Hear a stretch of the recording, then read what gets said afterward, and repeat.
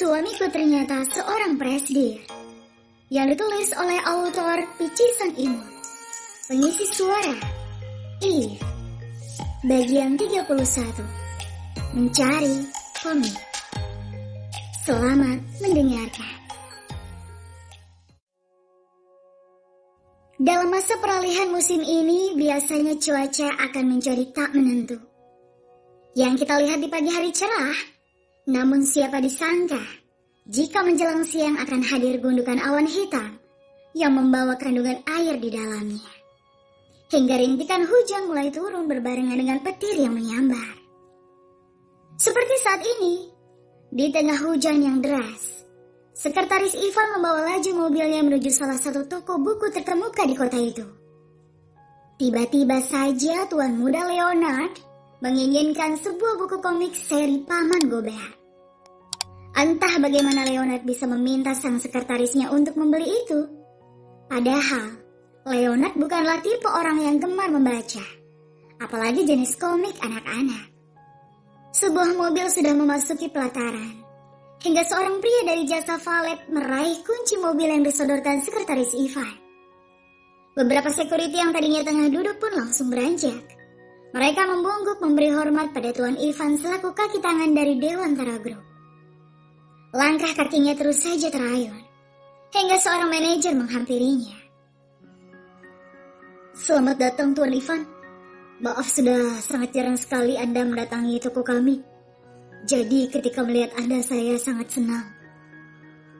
Ucapnya sopan pada pria berjas rapi yang usianya masih sekitar 40 tahun. Aku ingin mencari komik. Ucapnya datar pada sang manajer di sana. Komik? Mari saya antar Tuan. Ajaknya yang berjalan lebih dulu dan diikuti oleh Ivan di belakangnya. Ini rak komiknya Tuan. Bisa Anda sebutkan komik apa yang tengah Anda cari? Tanya Lukman. Uncle Gobert. Ivan menjawab dengan sedikit malu. Jelas saja, bagaimana bisa seorang pria yang tinggi kekar dan wajah yang datar serta cenderung garang itu membeli komik Paman Gobert? Jika bukan karena Leonard, ia tidak akan mau melakukan hal seperti ini. Membeli bacaan yang sama sekali tidak pantas untuk seorang kaki tangan presdir. Baik Tuan, silakan tunggu di sini dan saya akan mengambil beberapa. Ivan menoleh ke sekeliling, berharap tidak ada yang mendengar ucapannya tadi pada Lukman. Ia pun berjalan pelan menyusuri rak di sana. Benar memang tempat para komik sehingga membuat rak itu penuh warna-warni yang cerah. Hingga sepasang matanya mulai menangkap sebuah komik yang membuatnya langsung meraih salah satunya. Komik Inuyasha. Kau seperti Inuyasha dengan rambut panjang ini dan sikap dinginmu, Ivan. Tersenyum tipis. Entah mengapa ia mengingat suara manis itu. Dayu, bagaimana kabarmu? Ivan bergumam sendiri. Kemudian Ivan menggeleng cepat, lalu kembali berbalik arah dengan komik Inuyasha di tangannya. Tuan, ada sekitar 10 seri yang ada di sini. Anda mau mengambil yang mana? Tanya Lukman yang sudah berdiri di dekatnya. Semuanya saja. Menyodorkan sebuah black card. Baik Tuan, saya akan membawa ini ke kasir. Anda bisa menunggu di ruang VIP. Ivan lantas menyodorkan komik Inuyasha yang ia ambil tadi. Bungkus ini juga secara terpisah, ucap Ivan pada Lukman. Lukman pun mengangguk. Cici, aku pikir hanya Tuan Leonard itu kanak-kanakan. Ternyata aku juga. Ivan berjalan menyusuri rak menuju ruangan VVIP itu. Di sana ia duduk dengan santai, karena Tuan Leon sudah kembali ke rumah istrinya. Iya, semenjak Leon menikah siri, dia sudah tidak lagi mengantar jemput tuannya itu. Walaupun demikian, ia tetap mengunjungi rumah utama setiap harinya, guna mengambil pakaian kerja Tuan Leonard dan membawanya ke kantor. Seorang karyawan toko masuk dengan secangkir teh di atas senampan, lalu menyuguhkannya kepada Ivan. Silakan Tuan Ivan.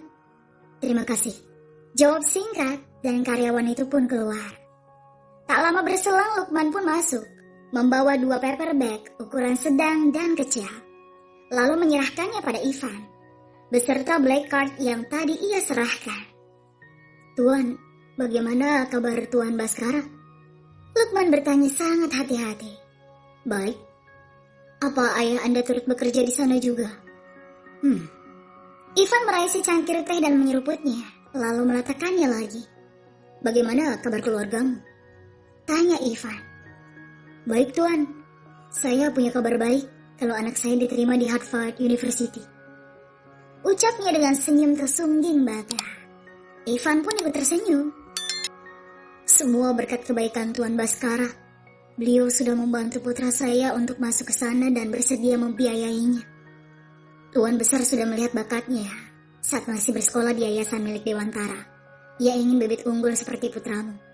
Bisa berjaya dan kalau bisa mungkin akan masuk sebagai bagian dari keluarga Dewantara Group ini. Semoga saja saya akan sangat bangga jika anak saya bisa bekerja di perusahaan berkelas itu. Ivan kembali tersenyum, lalu meraih secangkir tehnya lagi. Lalu Tuan Leonard? Tanya Lukman. Ivan pun menghentikan gerakan minumnya. Maaf, menurut rumor yang beredar, beliau akan menikah dengan seorang gadis dari keluarga Agatha. Apakah itu benar? Ivan terdiam sembari meletakkan gelas itu dengan hentakan, sehingga membuat Lukman terkejut. Jangan mudah percaya akan rumor, balas Ivan yang tak suka mendengar nama Agatha di telinganya. Apalagi menyebut jika salah satu dari keluarga itu akan menjadi pasangan Leonard. Ya, Fiona maksudnya. Ia mulai beranjak dari posisi duduknya. Satu tangannya meraih 2 paper bag itu. Terima kasih atas tehnya, Pak. Saya permisi. Ucap Ivan sembari melangkah keluar, berbarengan dengan Lukman yang membungkuk dengan kedua tangan di depan saling meremas. Merasa bersalah sekali, karena Lukman telah mengatakan hal pribadi seorang pemimpin Dewantara kepada sekretarisnya. Untung saja Ivan hanya menghentakkan gelas dan tidak menyiramkan teh yang masih separuh itu ke wajahnya. Sudah tiba waktu senja, tepat beberapa jam sebelum Ivan mengunjungi toko buku. Di sana langit yang masih sedikit gelap dengan rintikan hujan gerimis. Dan tanah yang becek bekas guyuran hujan tadi tidak membuat langkah kaki Tara yang masih bersemangat itu untuk menyusuri jalan gang. Rasa semangat yang sama dirasakan Kinar yang sudah menunggu sang suami pulang di sebuah teras sederhana. Hingga senyum tersungging berbarengan dengan sambutan hangat di rumah pun tercurahkan saat melihat Leon sudah berjalan mendekat ke arahnya. Aku pulang, Kinar. Ucap Leon sembari tersenyum, sementara gadis itu meraih tangan Tara dan mengecupnya. Berbarengan dengan itu, seorang pria bertubuh tambun berjalan ke arah mereka. Leon mendengus. Mau apa lagi dia?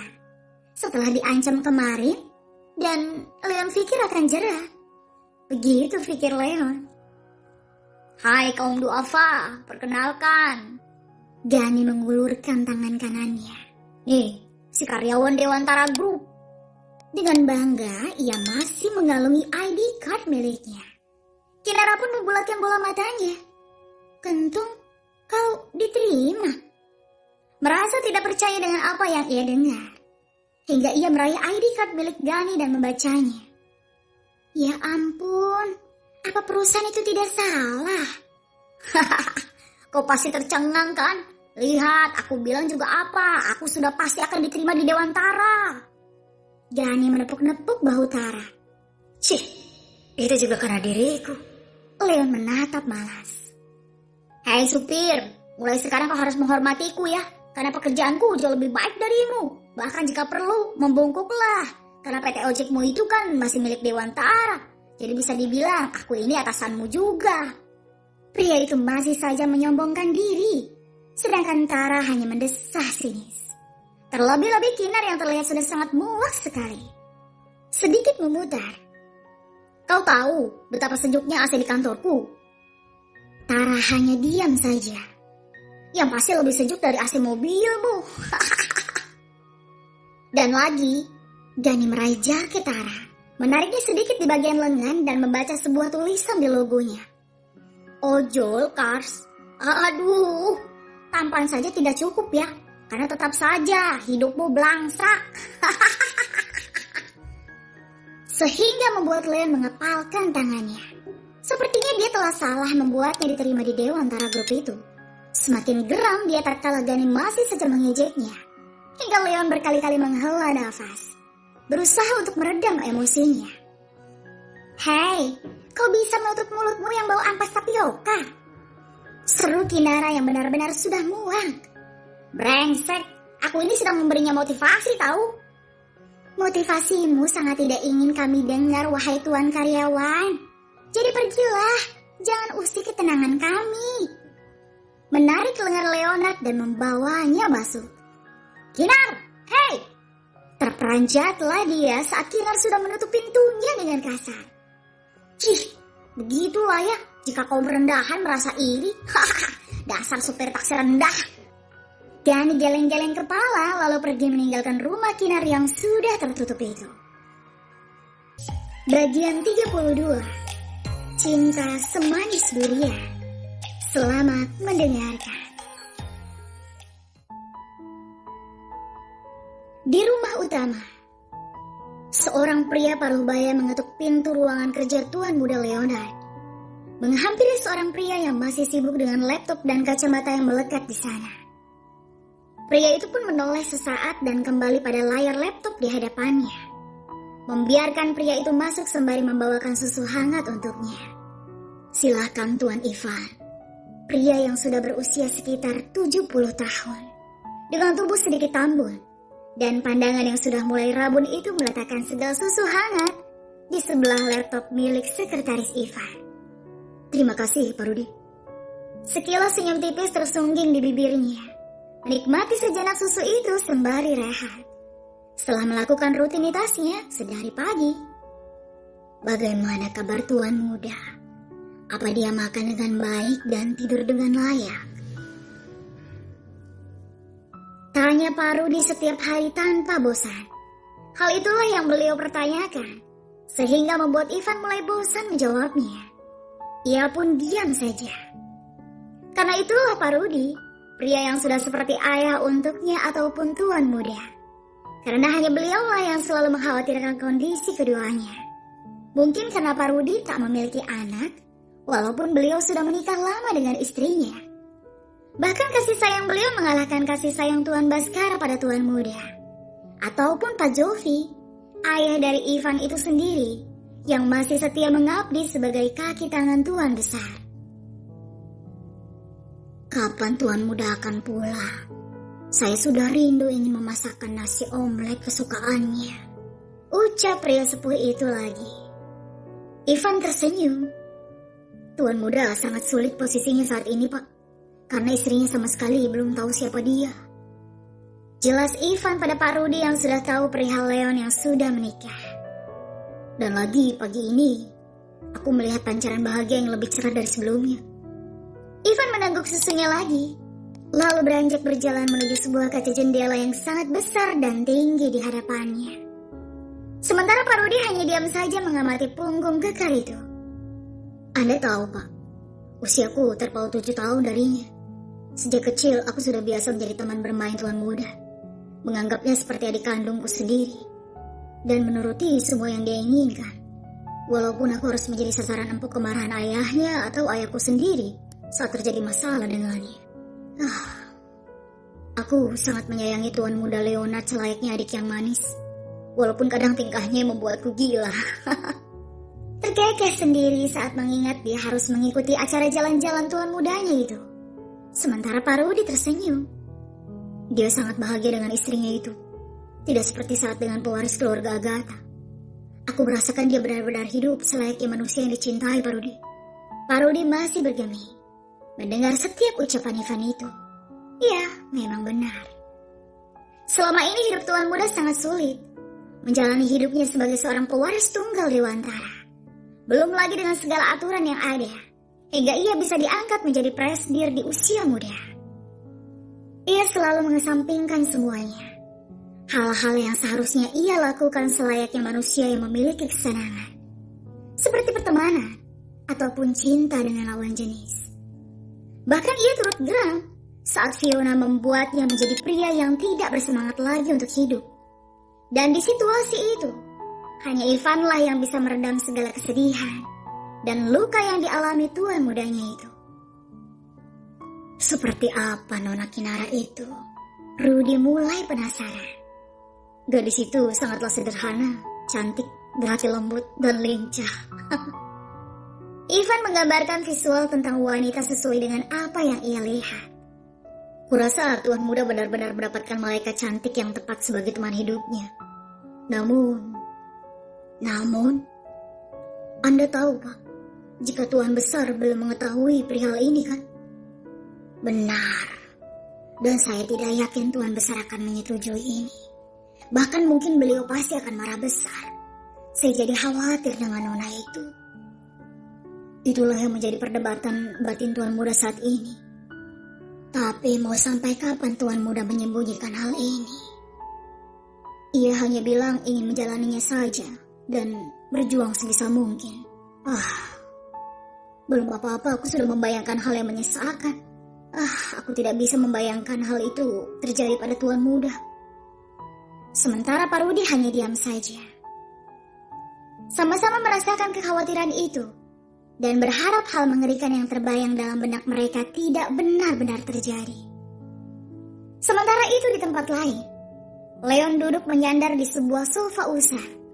Sementara sang istri merebahkan tubuhnya dengan kepala di pangkuan sang suami sembari menikmati acara televisi. Walaupun fokus Leon bukan pada layar televisinya, ia malah justru asik melihat ke arah gadis yang tengah mengunyah snack dan menarik-narik pipi Kinar dengan gemas. Cinta, Leon terkekeh. Dia benar-benar memanggilku dengan sebutan itu. Tangan Leon masih sibuk mengusap-usap pipi dan juga dagu Kinar. Bagaimana? Mas jadi kan mengurus ke kantor urusan agama? Jadi sayang, aku pun sudah mengatur jadwal. Kita akan menikah 2 hari lagi. Kata Ivan sih. Karena Ivanlah yang mengurus semuanya. Kinar pun beranjak. Ia jauh lebih bersemangat lagi. Serius mas? Iya sayang. Leon mengecup bibir yang masih penuh dengan bumbu MSG, lalu membersihkannya dengan kecupan itu. Kinar mendorong pelan. Jangan cium aku dong mas, aku kan lagi makan. Memang kenapa? Leon mengusap bibir Kinar yang basah menggunakan ibu jarinya. Ya tidak pede aja, kan kotor. Makanya aku bersihkan tadi. Leon meraih tangan kanan Kinar. Terlihat ibu jari dan jari telunjuknya itu masih penuh dengan bumbu tabur berwarna kuning dari snack keju yang ia makan. Mau apa mas? Tanya Kinar saat Leon mengangkat tangannya dan membuat sempurna mata itu saat Leon menghisap satu persatu jarinya. Iya mas. Kinar hendak menarik tangannya itu, namun ditahan oleh Leon. Dia masih melakukan menghisap bersih jari-jari itu sembari menatapnya. Ya ampun, dia sampai melakukan ini. Itu kan berlebihan. Apa dia tidak jijik? Kinar merasa tidak enak sendiri, walau sebenarnya dia meleleh akibat perlakuan itu. Mas, sudah hentikan, tanganku kan kotor. Leon menghentikan itu dan meraih dagu gadisnya. Kembali dia luncurkan sebuah kecupan di sana, membuat Kinar mulai memejamkan matanya. Dan kedua tangannya sudah melingkar di pinggang Mas Tara dan larut dalam ciuman keduanya dengan waktu yang lumayan lama. Hingga Leon kembali melepaskan sejenak, memandanginya dengan waktu yang lama, bahkan sampai gadis itu merasa malu sendiri dibuatnya. Jangan melihatku seperti itu.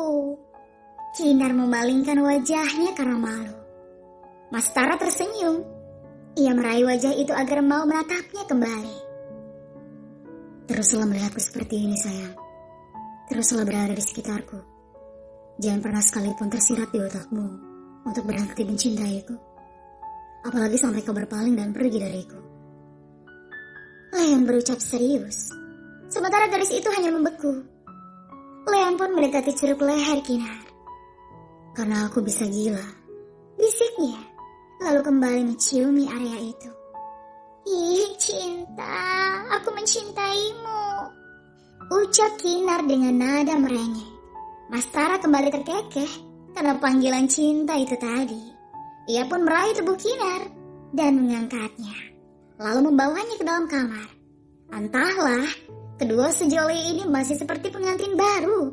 Jadi maklumi saja jika mereka sering melakukannya. Bersambung.